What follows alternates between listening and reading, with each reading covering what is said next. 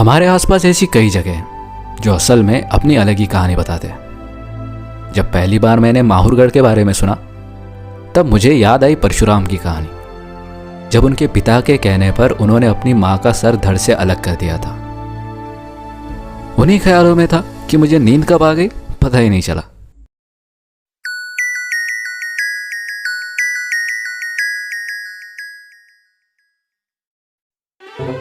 सुबह 5 बजे उठ के निकलना था और मैं 15 मिनट पहले उठ के प्रोसेस कर रहा था कि सपने में मुझे किस उल्लू के पट्टे ने ट्रेन से धक्का दिया था। मेरी फैमिली 2 घंटे पहले उठकर भी तैयार नहीं होती और मैं तो सब निपटा के टीवी के सामने बैठ गया। सुबह उठकर डिस्कवरी देखने में बहुत ही मजा आता है, तब तक जब तक ये लोग कीड़ा खिलाना शुरू कर दे। वेजिटेरियन हूँ यार मैंने देखा कि बाहर गाड़ी लगी थी और मुझे ये कैन उस गाड़ी तक पहुंचानी थी। बोगैम्बे पहले से रेडी था और मेरी बबरिंग अब भी चल रही थी। मैं सोच रहा था इतनी सुबह मेरा पेट न गड़बड़ गया। फिर क्या, एक जगह गाड़ी में डीजल भरा और निकल पड़े। देखो रे दुनिया ये देखो रे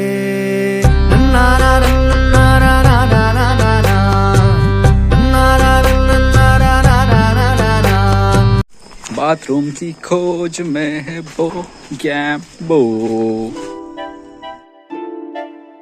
गाड़ी पर 1-2 घंटे बैठने के बाद हमें पहला ब्रेक मिला था उतरने का। पिछली सीट पर बैठकर मेरी इस तरह वाट लगी थी कि मेरा जाने का दिल नहीं कर रहा था और यही वजह है कि हम लोग यहाँ छलांगे मार रहे थे जब तक हमें गाली ना पड़ी। सारी गलती इस बोगैम्बे की है। अपनी जगह छोड़कर ये दूसरी गाड़ी में बैठ गया था और उसके रिप्लेसमेंट को मेरे साइड में आना पड़ा। जो जगह मैंने लेटने के लिए ली थी वो अब मुझे बैठने के लिए भी नहीं हो रही थी और दिक्कत ये थी कि यह सफर और लंबा चलने वाला था।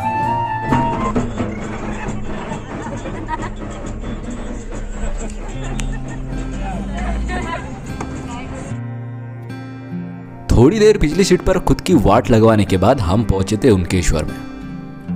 उनकेश्वर यहां मैं बचपन में आया था पर यार मुझे कुछ याद नहीं आ रहा था। अंदर मुझे शिवजी का मंदिर दिखा और ये मंदिर मुझे काफी पुराना लग रहा था, जिसका सबूत ये पुरानी लिपि दे रही थी। मंदिर के आसपास के परिसर में कई भगवानों की मूर्तियां बनी थी।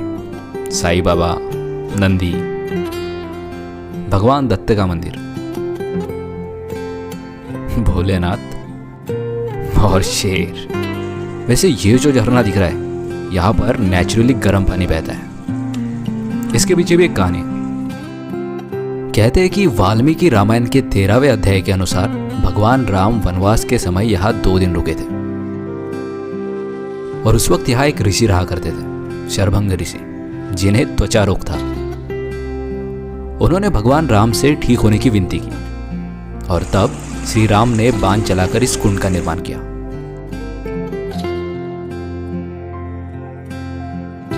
और वहां लगे आर्टिकल्स के अनुसार कई लोगों की स्किन डिसीज इस पानी से ठीक हुए। मुझे घूमने की यही चीज पसंद आती है, जब मुझे नई नई कहानियां जानने को मिलती है। अपनी मंजिल पर पहुंचने के लिए हमें अब भी बहुत टाइम था और सुबह से हमने कुछ खाया भी नहीं था। तो रास्ते में आए एक मंदिर में रुककर हमने घर से लाया खाना खा लिया और ठीक निकले माहुरगढ़ की तरफ। माहुरगढ़ पर जाने वाला रास्ता पहाड़ से होकर जाता है, इसीलिए जैसे हम आगे बढ़ रहे थे नज़ारे भी खूबसूरत होते जा रहे थे। लेकिन सामने जाते ही अबे यार ये क्या हुआ। सामने गाड़ियों की इतनी लाइन थी कि गाड़ियां आगे बढ़ नहीं पा रही थी। हमें नीचे उतरना पड़ा और अब 1-2 किलोमीटर हमें चलकर जाना था।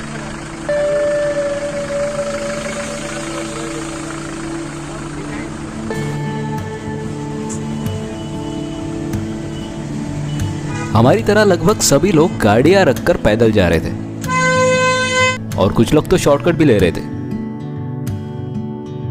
बोगैम्बे कहता हम भी जाएंगे। मैंने देखा फिर सोचा कि यार नहीं, शॉर्टकट में काम आ जाएगा। अभी अभी तो मुझे लंबे सफर से गाड़ी से उतरकर चलने की आजादी मिली थी, मैं ये मौका नहीं छोड़ूंगा।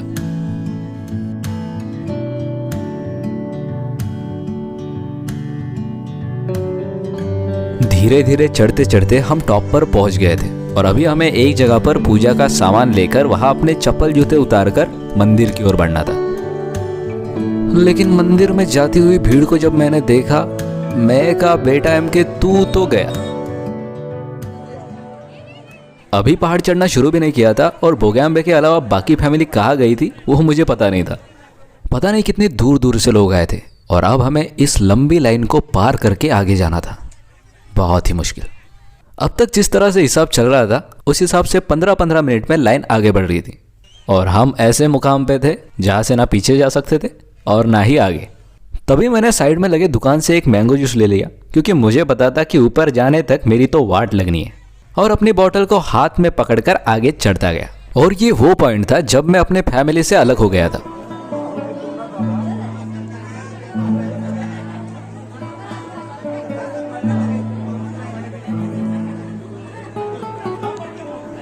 तकरीबन 2 घंटे हो गए थे और हमने आधा भी डिस्टेंस कवर नहीं किया था।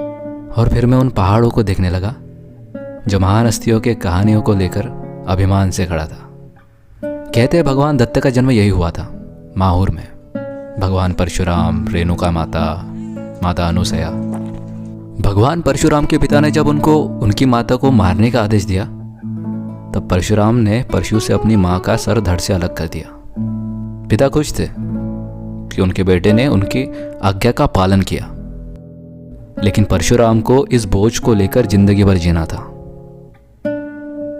जब पिता ने खुश होकर परशुराम को वरदान मांगने को कहा, तब परशुराम ने अपनी मां की जिंदगी मांगी, रेणुका माता।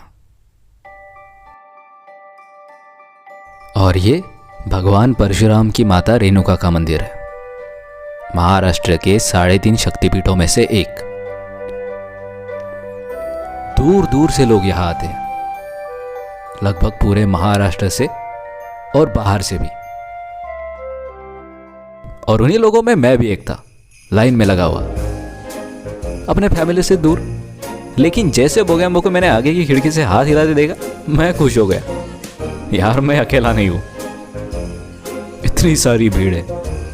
जैसे तैसे कर 1-2 घंटे के बाद जब मैं ऊपर पहुंचा तो लगा भाई चलो अब तो हो गया। लेकिन सामने जब मैंने फिर से लाइन देखी, मैं कहा बेटा MK मर गया। लेकिन सच बताओ तो सबसे ज्यादा मजा मुझे इस लाइन में ही आया। अलग अलग लोगों से बातें हुई जिन्हें मैं जानता भी नहीं था, और ऐसे छोटे छोटे बच्चे, उनको मैं हाथ दिखाया करता था या फिर उनकी मजा लिया करता था।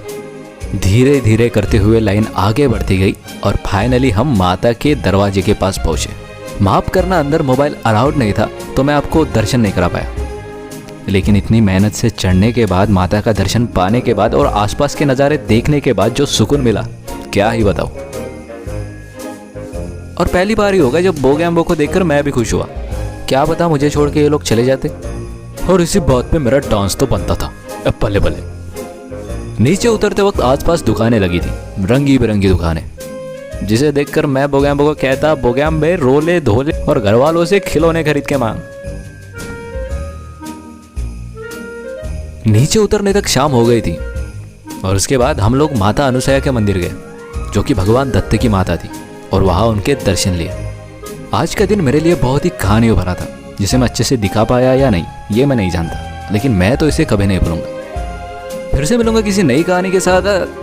आप बस वीडियो पसंद आया तो लाइक, प्यार हो तो सब्सक्राइब, नहीं तो ना सही। MK out, bye.